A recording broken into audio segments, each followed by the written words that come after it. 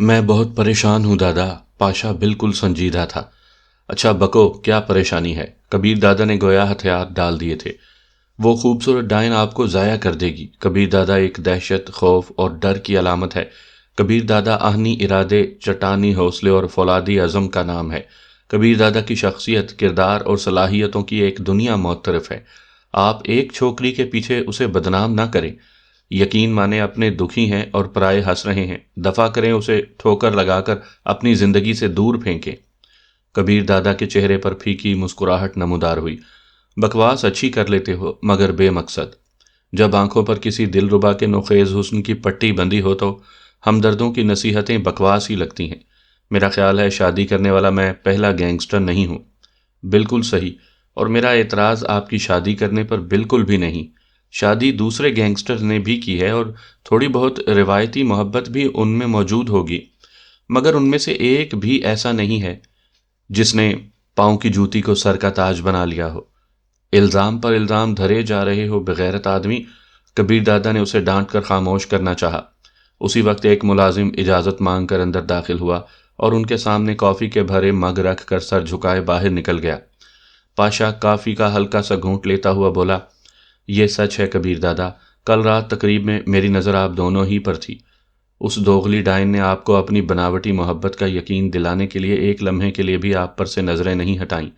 یقیناً اسے کسی نے خوب پڑھا لکھا کر آپ کے پاس بھیجا ہے، اور آپ بھی گاہے گاہے نظریں چرا کر اس کی دید سے آنکھیں ٹھنڈی کر رہے تھے، اور پھر محفل موسیقی میں جو محبت بھرے پیغام لکھے جا رہے تھے، ایسا تو ہائی اسکول کے طلباء ہی کر سکتے ہیں۔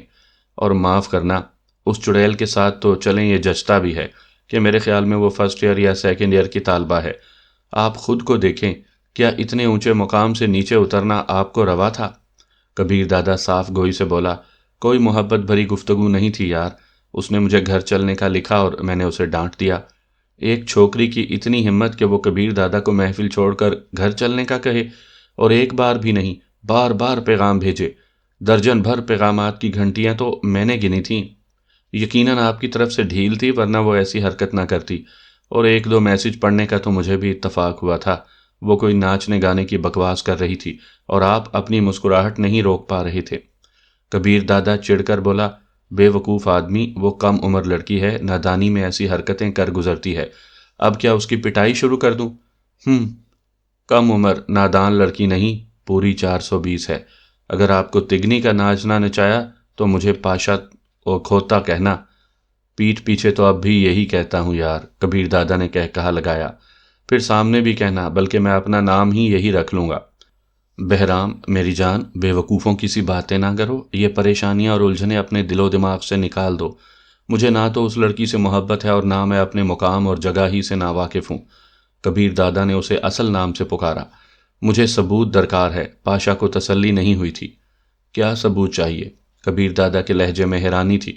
شہاب قصوری، اخلاق حسین، نوشاد آفریدی اور وہ سالہ ایس پی وغیرہ ہر دوسرے دن نت نئی لڑکیوں کے ساتھ رات گزارتے ہیں، اور ان کی یہ بے غیرتیاں ان کی بیویوں سے بالکل بھی چھپی ہوئی نہیں ہیں۔ پاشا سانس لینے کے لیے رکا، مگر کبیر دادا سے صبر نہیں ہوا تھا۔ بے ساختہ اس کے ہونٹوں سے پھسلا۔ تو پاشا اطمینان سے بولا، تو یہ کہ آپ اپنی روزمرہ پر آ جائیں اور ہر دوسرے دن آپ کی خوابگاہ میں نئی لڑکی ہونی چاہیے، بالکل اس طرح جیسے شادی سے پہلے کیا کرتے تھے۔ کبیر دادا نے منہ بنایا۔ میری شادی کو عرصہ ہی کتنا ہوا ہے، 3 راتیں اس ڈائن کے ساتھ گزار لی ہیں، اتنا کافی ہے۔ کبیر دادا نے افسوس بھرے انداز میں دائیں بائیں سر ہلاتے ہوئے کہا، کسی اور لڑکی کے ساتھ رات گزارنے سے کیا ہوگا؟ پاشا جھٹ بولا، مجھے یقین آ جائے گا کہ آپ اس فراڈن کو اتنی اہمیت نہیں دے رہے اور میرے اندیشے غلط ہیں۔ ٹھیک ہے، کبیر دادا نے اس بات میں سر ہلاتے ہوئے جان چھڑائی، جیسے ہی میرے معیار کی کوئی لڑکی تمہیں نظر آئی تو یہ تمنا بھی پوری کر دوں گا۔ وعدہ؟ پاشا کے ہونٹوں پر معنی خیز مسکراہٹ نمودار ہوئی۔ ایک بار کہہ تو دیا ہے، کبیر دادا جھلاتے ہوئے بولا، اگر تمہاری نصیحتیں اختتام پذیر ہو گئی ہوں تو میں واپس چلا جاؤں؟ 1 منٹ۔ وہ جیب سے موبائل فون نکالتے ہوئے کسی کو گھنٹی کرنے لگا۔ پہلی ہی گھنٹی پر کال وصول کر لی گئی تھی، شاید جسے کال کی گئی تھی وہ اسی کال کا ہی منتظر تھا۔ پاشا نے مختصراً آ جاؤ کہتے ہوئے رابطہ منقطع کر دیا۔ کون ہے؟ کبیر دادا نے حیرانی سے پوچھا، مگر پاشا کے جواب دینے سے پہلے دروازے کو دھکیلتے ہوئے کوئی اندر داخل ہوا۔ آنے والی شخصیت کو دیکھتے ہی کبیر دادا گہرا سانس لینے پر مجبور ہو گیا تھا۔ اس کا اصل نام تو کبیر دادا کو معلوم نہیں تھا اور نہ اس نے کبھی جاننے کی کوشش ہی کی تھی، البتہ وہ نگی کے نام سے مشہور تھی۔ شاید اس کا اصل نام نگینا، نگین، نگت یا نغمہ وغیرہ تھا۔ چند دن کبیر دادا کی منظور نظر بھی رہ چکی تھی۔ کبیر دادا ہی کی وساطت سے اسے ماڈلنگ کے شعبے میں کافی آگے جانے تک کا موقع ملا تھا اور آج کل وہ چوٹی کی ماڈل تھی۔ کبیر دادا کے بارے میں اس کے دل میں پسندیدگی کے گہرے جذبات پوشیدہ تھے، جنہیں جاننے والوں کے گوش گزار کرنے میں اس نے کبھی بخل سے کام نہیں لیا تھا۔ لیکن اس کے ساتھ اسے یہ بھی معلوم تھا کہ کبیر دادا کے لیے کسی ایک لڑکی کا ہو کر رہنا ناممکن ہے، مگر اب پاشا کی زبانی اسے جو خبر ملی تھی، پاشا پر یقین ہوتے ہوئے بھی اسے خبر کے بارے میں وہ شک میں پڑی تھی۔ نگی تم؟ کبیر دادا نے گفتگو کی ابتدا کی۔ شکر ہے آپ کو میرا نام تو یاد ہے۔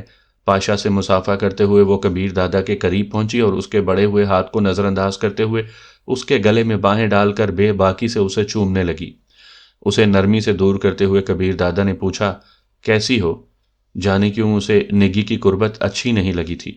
ایک دم تناوش کا خوشبودار اور ملائم وجود اس کی آنکھوں کے سامنے لہرایا۔ اسے یوں لگا جیسے وہ اسے دیکھ رہی ہو۔ نگی اچک کر میز کے کونے پر بیٹھتے ہوئے بولی، بالکل ٹھیک۔ میرا خیال ہے نگی کی آمد کی وضاحت کرنا ضروری نہیں ہے۔ پاشا نے زبان کھولی۔ پاشا، میرے پاس ان چونچلوں کے لیے وقت نہیں ہے۔ کبیر دادا ایک دم بیزار ہو گیا تھا۔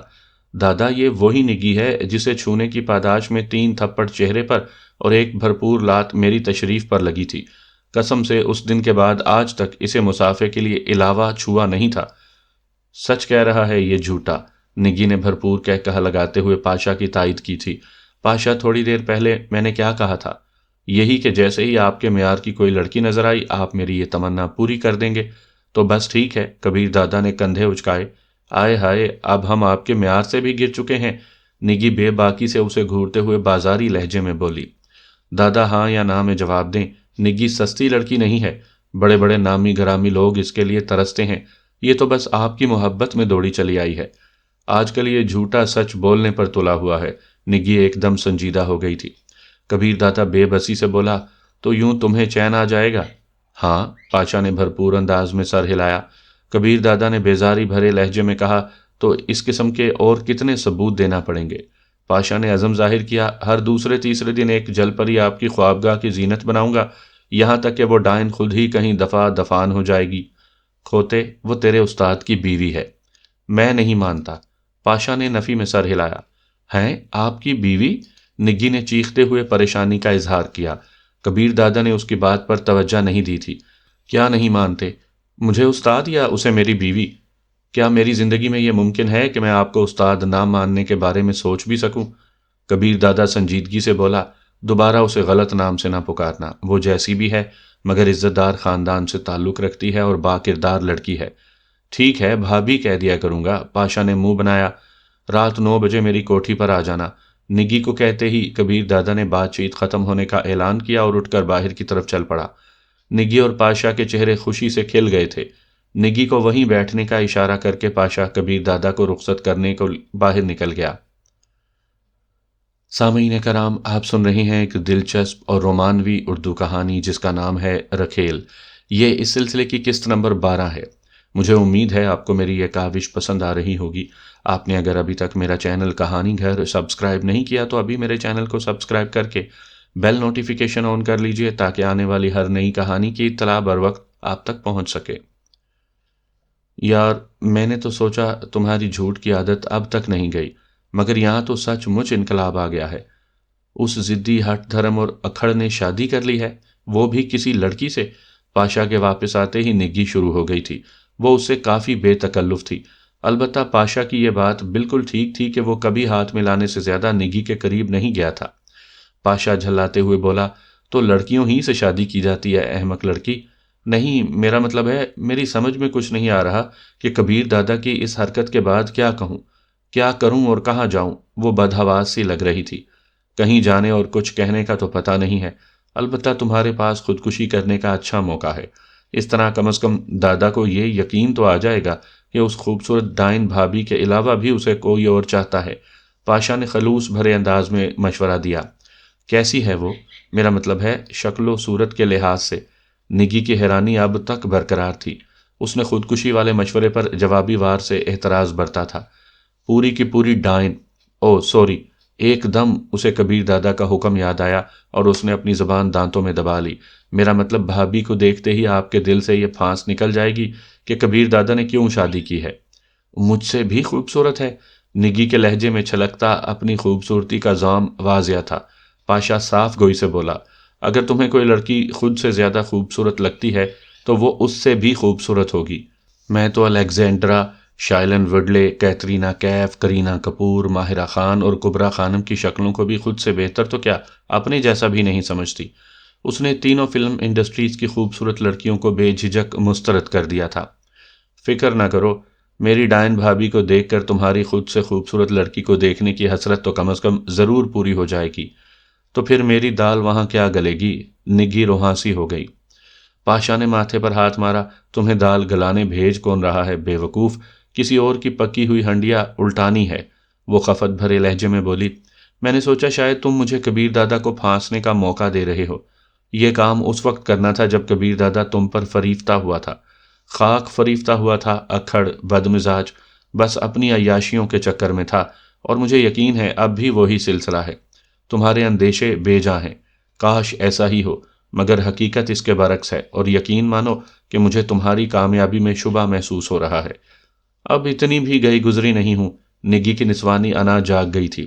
یوں بھی اس کی خوبصورتی کسی تعریف کی محتاج نہیں تھی، لیکن پاشا کے دماغ میں پلنے والے اندیشوں سے وہ ناواقف تھی۔ خیر، آج تم نے کبیر دادا کو پوری رات مصروف رکھنا ہے، اور میرا مطلب ہے بھابھی کو کمرے کے قریب پھٹکنے بھی نہیں دینا۔ کل پرسوں بھی اگر تم کبیر دادا کو سنبھالنے میں کامیاب رہیں تو خوش آمدید، ورنہ مجھے اور کسی جل پری کا بندوبست کرنا پڑے گا۔ ویسے مزاج کی کیسی ہے؟ پاشا صاف گوئی سے بولا، بالکل گھریلو، سادہ، معصوم اور بھولی بھالی۔ کیا؟ نگی چیخ پڑی تھی، تھوڑی دیر پہلے تو ڈائن، چڑیل اور جانے کیا کیا کہہ رہے تھے۔ فکر نہ کرو، ہمارے ہاں ڈائن، بلا اور چڑیل بد کردار نہیں، با کردار، ایماندار اور خاندانی لڑکیوں کو کہتے ہیں۔ ٹھیک ہے، اب کچھ طے کر لیتے ہیں۔ سیٹھ مسکین کی طرف میرے 20 لاکھ بقایا ہیں، صبح تک سونے نہیں دیا تھا خبیث نے، اور اب میری کال ہی وصول نہیں کر رہا۔ پاشا ہنسا، کب کی بات ہے؟ 2 ہفتے سے اوپر ہو گیا ہے۔ اور کچھ؟ پاشا مستفسر ہوا۔ فیروز ملک نے وعدہ کیا تھا کہ نئی ڈرامہ سیریل میں مرکزی کردار مجھے ملے گا۔ معاوضہ وصول کر لیا، مگر اب ایک اور نئی ہیروئن کو آگے لا رہا ہے، اور مجھے اگلی سیریل پر ٹرخانا چاہتا ہے۔ پاشا سنجیدگی سے بولا، ان دونوں کے موبائل فون نمبر مجھے دے دو۔ نگی نے فوراً اپنے موبائل فون سے ان کے نمبر نکال کر پاشا کو نوٹ کروا دیے۔ فیروز ملک کا پتہ بھی نوٹ کر کے پاشا کسی کا نمبر ملانے لگا۔ دوسری طرف سے کال وصول ہوتے ہی وہ بغیر کسی تمہید کے فیروز ملک کا پتہ دہراتے ہوئے بولا، اسے اگلے 1 گھنٹے میں خصوصی کوٹھی میں ہونا چاہیے۔ اور پھر دوسری طرف کی بات سنے بغیر اس نے رابطہ منقطع کیا اور سیٹھ مسکین کا نمبر ملانے لگا۔ سیٹھ مسکین کو وہ ذاتی طور پر بھی جانتا تھا، شہر کی بڑی بڑی مچھلیوں سے ان کی واقفیت یوں بھی ناگزیر تھی۔ ہیلو، 2-3 گھنٹیوں کے بعد ہی اس نے پاشا کی کال وصول کی تھی۔ یقیناً پاشا کا نمبر اس کے پاس نہیں تھا، ورنہ یوں بے پرواہی سے ہیلو نہ کرتا۔ سیٹھ مسکین، پاشا بات کر رہا ہوں۔ پاشا دادا، اس نے گویا تصدیق چاہی تھی۔ یادداشت تو کافی اچھی ہے سیٹھ، ورنہ پچھلے 2-3 ماہ سے کسی تقریب وغیرہ میں ملاقات نہیں ہو پائی ہے۔ وہ جلدی سے بولا، جی، ویسے کیسے یاد فرمایا خادم کو؟ کچھ نہیں، بس یوں ہی آج نگی سے ملاقات ہوئی، تمہیں یاد کر رہی تھی، میں نے سوچا ہیلو ہائے ہی کر لیں۔ سیٹھ مسکین کی ہکلاتی ہوئی آواز آئی، نگی؟ ہاں، ویسے بہت اچھی لڑکی ہے۔ آج ہی میں اپنے سیکٹری کو کہہ رہا تھا کہ اس کے اکاؤنٹ میں 20 لاکھ جمع کروا دے، اس سے ادھار لیے تھے، بے وقوف کو بھول ہی گیا ہے۔ وہ غریب انتظار کرتی رہی ہوگی۔ خیر، اسے بتا دینا کہ کل ضرور اسے اپنے پیسے مل جائیں گے۔ پاشا ہنسا، چلو آپ کا پیغام پہنچا دیتا ہوں کہ اگر کل صبح 10-11 بجے اس کے اکاؤنٹ میں مطلوبہ رقم جمع نہ ہوئی تو پرسوں سیٹھ مسکین دگنی رقم جمع کروا دے گا، اور اسی طرح ہر گزرتے دن کے ساتھ رقم دگنی کرتا جائے گا۔ سیٹھ مسکین ہے ہی اتنا اچھا آدمی۔ جی، سیٹھ مسکین نے ہکلاتے ہوئے جی کی گردان شروع کر دی، اور پاشا مزید کچھ کہے بنا رابطہ منقطع کرتے ہوئے سامنے بیٹھی نگی کو مخاطب ہوا۔ سن تو لیا ہوگا؟ ہاں، نگی نے اطمینان بھرے انداز میں سر ہلایا۔ دوسرے کام سے بھی بے فکر ہو جاؤ، تمہیں رات کبیر دادا کے پاس جانے سے پہلے خوشخبری مل جائے گی۔ لیکن مجھے خوش کرنا اب تمہاری ذمہ داری ہے۔ کبیر دادا کو پھنسانا ضرور مشکل تھا، کسی دوسری لڑکی کا پتہ کاٹنا اتنا مشکل نہیں ہوتا۔ فکر ہی نہ کرو، کبیر دادا سے ایسے دور بھاگے گی جیسے تم ایمانداروں سے بھاگتے ہو۔ اور پاشا اطمینان بھرے انداز میں گردن ہلانے لگا۔ گھر چلو۔ پاشا سے رخصت ہو کر گاڑی میں بیٹھتے ہی وہ عظیم کو مخاطب ہوا، اس کے ساتھ ہی وہ موبائل فون نکال کر تناوش کا نمبر ملانے لگا۔ السلام علیکم۔ گھنٹی وصول کرتے ہی اس کی چہکتی کھنکتی سریلی آواز نے کبیر دادا کے کانوں میں رس گھولا۔ ایسا کرو آج امی کے گھر ہی رہ جاؤ، میں کہیں مصروف ہوں۔ کبیر دادا کو رات کی صورتحال سے نمٹنے کا اس کے علاوہ کوئی اور طریقہ نہیں سوجا تھا۔ وہ اس کی معلومات میں اضافہ کرتے ہوئے بولی، میں ابھی آپ کی جرابیں دھو رہی تھی، آپ کی کال وصول کرنے کے لیے مجھے کام درمیان میں چھوڑنا پڑا۔ یہ ملازمہ کے کرنے کے کام ہیں۔ آپ کی یادداشت کمزور ہے یا بار بار میرے منہ سے سن کر اچھا لگتا ہے کہ میں آپ کا کوئی بھی کام کسی دوسرے کو کرنے کی اجازت نہیں دے سکتی؟ کبیر دادا نے منہ بنایا۔ تم ہو نا تان سین کی پوتی کہ تمہاری آواز بار بار سننا چاہوں گا؟ تناوش کے نہ کرئی کہہ کہے نے اس کے فکرے کی پھسپھساہٹ کو واضح کیا۔ اس میں ہنسنے کی کیا بات ہے؟ وہ چڑ گیا تھا۔ جناب جی، آپ رات میری 10-15 منٹ کی گنگناہٹ سن کر نیند کی میٹھی وادیوں میں ڈوب گئے تھے، تھکا ہوا تھا۔ کبیر دادا نے صفائی پیش کی۔ وہ شرارتی لہجے میں بولی، ہائے اللہ جی، کتنا چھپاتا ہے یہ لڑکا اپنی محبت کو، ہر وقت بکواس نہ کیا کرو۔ لڑکے کا لقب سن کر اسے غصہ آ گیا تھا۔ بکواس تو خیر نہیں ہے۔ اس کی گنگناتی آواز کبیر دادا کو مزید تپا گئی تھی۔ ڈرائیور اور عظیم کی موجودگی فراموش کرتے ہوئے وہ دھاڑا، تمہاری محبت والی غلط فہمی تو آج ضرور دور کر دوں گا۔ کیا اپنے ہاتھ سے کھانا نہیں کھلاؤ گے؟ تناوش اس کے غصے کو خاطر میں لائے بغیر شوخی پر آمادہ رہی۔ احمق عورت، اس نے رابطہ منقطع کر دیا تھا۔ پلیز گھر آ جائیں نا، کتنی دیر سے آپ کا چہرہ نہیں دیکھا۔ فوراً پیغام آ گیا تھا۔ جواب لکھے بغیر وہ خاموشی سے باہر دیکھنے لگا۔ موبائل فون کی پیغام گھنٹی دوبارہ بجی۔ آسمان پر بادل چھائے ہوئے ہیں، شاید بارش بھی ہو جائے۔ آ جاؤ نا، میں پکوڑے اور چٹنی بناتی ہوں، کھڑکی سے بارش کا نظارہ کرتے ہوئے اکٹھے بیٹھ کر کھائیں گے۔ پیغام پڑھتے ہی کبیر دادا نے کار کی کھڑکی سے آسمان کی طرف نگاہ اٹھائی۔ واقعی بادل اکٹھے ہو گئے تھے اور کسی بھی لمحے برس سکتے تھے۔ اگر وہ اسے متوجہ نہ کرتی تو شاید بارش شروع ہونے کے بعد ہی وہ اس طرف متوجہ ہوتا۔ یوں بھی بارش کا ہونا نہ ہونا اس کے نزدیک برابر تھا۔ زندگی میں پہلی بار اس پر انکشاف ہو رہا تھا، بارش کے موسم کی کوئی اہمیت بھی ہوتی ہے۔ ایک اور پیغام کی گھنٹی بجی۔ کبیر، آ جائیں نا، میرا بڑا دل کر رہا ہے آپ کے ساتھ بارش میں بھیگنے کو۔ چھت پر چڑھ جائیں گے، کسی ملازم کو نظر بھی نہیں آئے گا۔ اپنا نام پہلی بار بغیر کسی سابقے لاحقے کے پڑھ کر اسے عجیب مگر بہت اچھا لگا تھا۔ اس کے ساتھ ہی اس پر بارش کی مزید اہمیت اجاگر ہوئی۔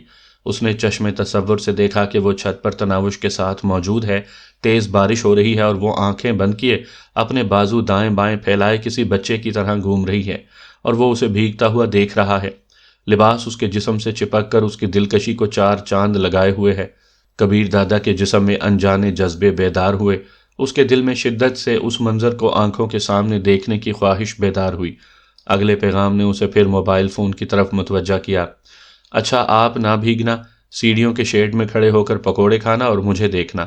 اب خوش؟ اب تو آ جائیں نا۔ ایک دم کبیر دادا کے دل میں انجانا سا خوف نمودار ہوا۔ اسے تناوش سے ڈر لگنے لگا تھا۔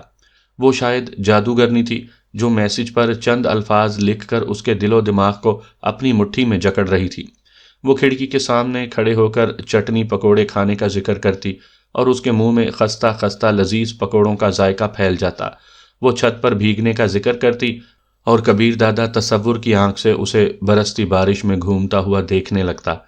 اس کے دماغ میں پاشا کی آواز گونجنے لگی، وہ خوبصورت ڈائن آپ کو ضائع کر دے گی۔ اس کی اتنی ہمت کہ کبیر دادا کو گھر جانے کا مشورہ دے۔ آپ ایک چھوکری کے پیچھے خود کو بدنام نہ کریں۔ یقین مانے اپنے دکھی ہیں اور پرائے ہنس رہے ہیں۔ وہ آپ کو انگلیوں پر نچائے گی۔ کم عمر نادان لڑکی نہیں، پوری 420 ہے۔ دفع کریں اسے، ٹھوکر لگا کر اپنی زندگی سے دور پھینکے۔ کیا واقعی پاشا ٹھیک کہہ رہا ہے؟ کیا مجھے اس سے جان چھڑانے کی کوشش کرنی چاہیے؟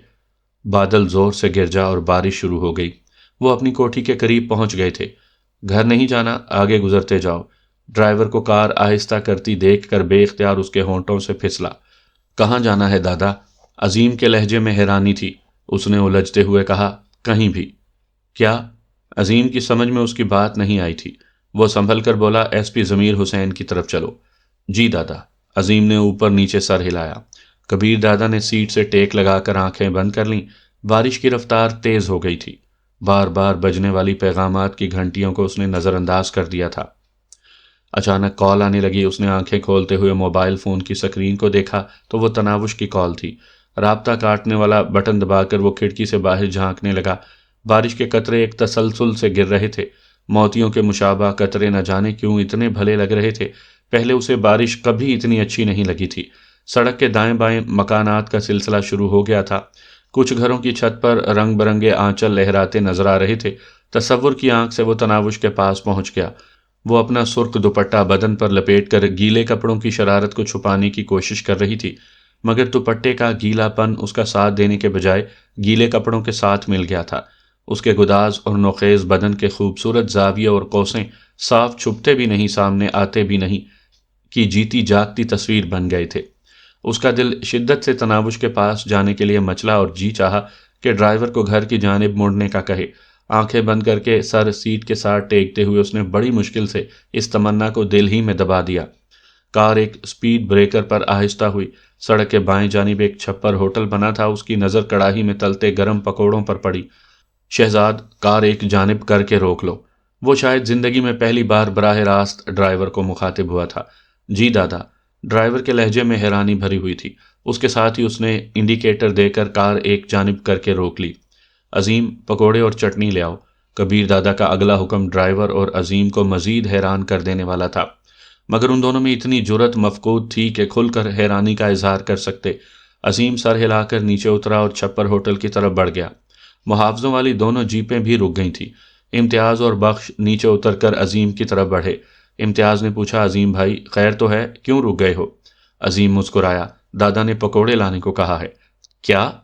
वो दोनों हैरानी अंदाज में चीख पड़े थे, मगर अजीम उनकी इस क्या का जवाब देने के बजाय छप्पर होटल के मालिक की तरफ बढ़ गया, जो बावर्ची, मैनेजर और बैरे की जिम्मेदारियां भी खुद ही निभा रहा था। इम्तियाज़ ने धीमे लहजे में ख्याल जाहिर किया, नमाजन के असरात जाहिर होना शुरू हो गए हैं। यकीनन उसने कॉल करके कबीर दादा को पकोड़े लाने का हुक्म दिया होगा। इसी वजह से दादा घर के पास जाकर आगे बढ़ गया था। कबीर दादा को हुक्म कौन दे सकता है? बख्श ने भी उसी के अंदाज में सरगोशी की थी। अजीम वसूख से बोला, नमाजन की आमद से पहले मेरा भी इसी बात पर यकीन था। मैं नहीं मानता। बख्श ने नफ़ी में सर हिलाया। उस वक्त बाकर और रुखसार भी उनके करीब पहुंच गए थे। इम्तियाज़ ने कहा, चलो अजीम से पूछ लेते हैं कि कबीर दादा ने उस तरफ मुड़ने से पहले नमाजन से बात की है या नहीं। क्या बहस शुरू है? बाकिर ने इश्तियाक से पूछा। बख्श उसे दबे लफ्ज़ों में सारी बात बताने लगा। उसी वक्त उन्हें अजीम वापस मुड़ता हुआ नजर आया। उसने एक हाथ में गर्म भाप उड़ाते पकौड़ों की प्लेट और दूसरे हाथ में चटनी की प्लेट पकड़ी हुई थी। पकौड़ों को भीगने से बचाने के लिए उसने एक उल्टी प्लेट उन पर रख दी थी। बख्श चहका, देख लो दादा पकौड़े घर नहीं ले जा रहा, यहीं बैठकर खाना चाहता है। उसकी बात पर तवज्जो दिए बगैर इम्तियाज़ ने अजीम को रोकते हुए पूछा, क्या घर की तरफ जाते हुए दादा को बेगम साहिबा की कोई कॉल मिली थी? हाँ, मगर यह वक्त इन बातों का नहीं है। अजीम उसे हल्के से झिड़कता हुआ कार की तरफ बढ़ गया। सुन लिया? इम्तियाज़ ने फातिहाना नज़रों से बख्श को घूरा। बख्श ने दलील पेश की, वो कोई बात भी कर सकती है। शायद उसने रात माँ के घर गुजारने की इजाज़त मांगी हो। अगर तुम्हारी बात सच मानी जाए तो कबीर दादा को पकोड़े घर ले जाने चाहिए थे, ना कि यहाँ खाने। नहीं, इम्तियाज़ उसकी दलील से मुत्तफिक नहीं हुआ था। ऐसा ही है। बख्श मसर हुआ। वो दोनों तकरार करते हुए जीप की तरफ मुड़ गए थे। बाकर और रुखसार भी अपनी जीप की तरफ बढ़ गए। इतनी देर भी आड़ के बगैर गुजार कर वो अच्छे खासे भीग गए थे। कबीर दादा गर्म पकौड़ों और चटनी से लुत्फानंदोज हो रहा था। जिंदगी में पहली बार उसे पकौड़े इतने भले लग रहे थे। बारिश और पकौड़ों के ताल्लुक का राज उस पर पहली बार मुनकशिफ हुआ था। न जाने तनावुश का साथ उस पर और कौन कौन से सरबस्ता राज आश्कारा करने वाला था। पकौड़ों में मिर्चें ज़रा तेज थीं। अचानक चश्मे तसव्वुर में उसे तनावुश पकौड़े खाती नजर आई। मिर्चों की ज्यादती की वजह से उसने आंखें बंद करके कानों पर हाथ रख लिए थे। इस आलम में वो और भी मासूम लगने लगी थी, मगर वो पकोड़े छोड़ने पर आमादा नहीं थी। झुरझुरी लेकर उसने शहर भरे मंजर को दूर झटका और कार के बाहर देखने लगा। एक दफ़ा फिर उसका मोबाइल फ़ोन बजने लगा था। तनावुश ही की कॉल थी। कबीर दादा का दिल उसकी आवाज़ सुनने को मचलने लगा। ना जाने वो क्या कहना चाहती थी। यकीनन उसने पकोड़े तैयार कर लिए थे और अब उसकी मुंतज़िर थी। चाहते हुए भी वो घंटी वसूल ना कर सका। رابطہ منقطع کرنے کا بٹن دبا کر اس نے تناوش کے ساتھ اپنے دل کو بھی مایوس کرنے کی ہمت کر ڈالی تھی۔ شاید وہ خود سے ڈرنے لگا تھا کہ تناوش کی منتوں بھرے حکم کے سامنے وہ ہتھیار ڈال دے گا۔ یہ واپس کراؤ۔ اس نے پکوڑوں کی آدھ بھری پلیٹ عظیم کی طرف بڑھائی اور اس کے پلیٹ تھامتے ہی وہ تناوش کے پیغامات دیکھنے لگا۔ درجن بھر پیغام آئے ہوئے تھے۔ اچھا، میں پکوڑے بنانے جا رہی ہوں، کوئی معذرت اور دھمکی دھونس نہیں چلے گی، بس آپ آ جائیں نا، اب تو بارش شروع ہو چکی ہے۔ باورچی خانے کی کھڑکی سے نظر آنے والے قطرے آپ کی کمی کو مزید اجاگر کر رہے ہیں۔ کبیر، آ جائیں نا، پکوڑے بن گئے ہیں، اور اگر آپ نہ آئے تو میں ایک پکوڑا بھی منہ میں نہیں ڈالوں گی۔ قسم سے اتنا دل کر رہا ہے پکوڑے کھانے کو، مگر میری ضد برقرار ہے۔ اف، کتنا نخریلا ہے یہ لڑکا بھی۔ گھنٹی تو اٹھائیں نا، پلیز پلیز ایک بار بات تو کر لیں۔ اچھا، میں آپ کے لائے ہوئے کپڑے پہن رہی ہوں، آپ کو ان کپڑوں میں زیادہ خوبصورت لگتی ہوں نا؟ یہ دیکھو، پہن لیے ہیں کپڑے۔ میک اپ کا سامان نہیں ہے ورنہ میک اپ بھی کر لیتی۔ پلیز آ جائیں نا، ورنہ میں رو پڑوں گی۔ آپ نے 5-6 بجے تک لوٹنے کو کہا تھا اور اب 6:30 ہو گئے ہیں۔ کبیر، میں رو رہی ہوں، سچ میں رو رہی ہوں۔ آپ مجھے یاد آ رہے ہیں۔ میں نے پکوڑے کھانے کی کوشش کی ہے مگر مجھ سے آدھا پکوڑا بھی نہیں نگلا گیا۔ یہ آخری میسج تھا۔ کار آگے بڑھ چکی تھی۔ وہ موبائل فون ایک جانب رکھتے ہوئے دوبارہ سیٹ سے ٹیک لگا کر بیٹھ گیا۔ میسج آنا بند ہو گئے تھے، شاید وہ خفا ہو گئی تھی۔ وہ خود کو مخاطب ہوا، ہوتی رہے خفا، بھاڑ میں جائے جادوگرنی، میں اس کے لیے اپنے مقام سے نیچے نہیں آ سکتا۔ میرے نزدیک اس کی اہمیت ایک رکھیل سے بڑھ کر نہیں ہے۔ میں اسے اتنی بے تکلفی کی اجازت نہیں دے سکتا کہ وہ مجھے نام سے بلانا شروع کر دے۔ ایک مخالف سوچ پہلے والے خیالات کے مقابل آ گئی۔ اس نے تم سے پوچھا کب ہے، اور بے تکلف تو وہ ہو گئی ہے۔ تم اس کا سامنا کرنے کی ہمت تو چھوڑو، اس کی کال سننے کی جرت نہیں کر سکتے۔ وہ رکھیل نہیں، رانی ہے۔ اس کا رونا تمہیں دکھ دے رہا ہے۔ اس نے کبوتر کی طرح آنکھیں بند کی۔ نہیں دے رہا ہے اس کا رونا دکھ، مجھے اس کی پرواہ نہیں۔ اگر پرواہ ہوتی تو میں گھر چلا گیا ہوتا۔ صاف کہو نا، اس کا سامنا کرنے کی ہمت نہیں ہے۔ کوئی اس کے اندر ہنسا۔ یہ غلط ہے، وہ بآواز بلند بڑبڑایا۔ جی دادا۔ ایک دم عظیم نے پیچھے مڑ کر دیکھا۔ ڈرائیور نے بھی کار کی رفتار مدھم کر دی تھی۔ کچھ نہیں، چلتے رہو۔ بائیں ہاتھ کی انگلیاں سر کے بالوں میں گھساتے ہوئے وہ اسے خیالوں سے دور جھٹکنے لگا۔ یقیناً پاشا کا تجزیہ صحیح تھا۔ شکر تھا کہ اس نے بروقت کبیر دادا کو اس طرف متوجہ کر کے اس کے علاج کی طرف رہنمائی بھی کر دی تھی۔ ایس پی صاحب دفتر سے تو اٹھ چکے ہوں گے۔ عظیم کی آواز نے اسے خیالوں کے چنگل سے چھٹکارا دلایا۔ کال کر کے معلوم کر لو۔ اور عظیم اس بات میں سر ہلاتے ہوئے ایس پی کے قریبی آدمی سے رابطہ کرنے لگا۔ معلومات لے کر وہ کبیر دادا کی طرف مڑا۔ وہ اپنے خفیہ اڈے میں ہے اور گھر جانے کے لیے اٹھنے والا ہے۔ وہیں جائیں گے، کال کر کے میری آمد کا بتا دو۔ جی دادا۔ عظیم دوبارہ رابطہ کرنے لگا۔ 15-20 منٹ بعد وہ ایس پی ضمیر حسین اوڈھو کے سامنے تھا۔ ضمیر حسین اوڈھو نے منافقانہ مسکراہٹ سے اس کا استقبال کیا۔ رسمی کلمات کی ادائیگی کے بعد وہ آمنے سامنے بیٹھ گئے تھے۔ ملازم شراب کی سربہ مہر بوتل، شیشے کے نفیس گلاس اور ٹرے میں برف کے ٹکڑے ان کے سامنے رکھ کر سر جھکائے باہر نکل گیا۔ اب وہ اکیلے تھے۔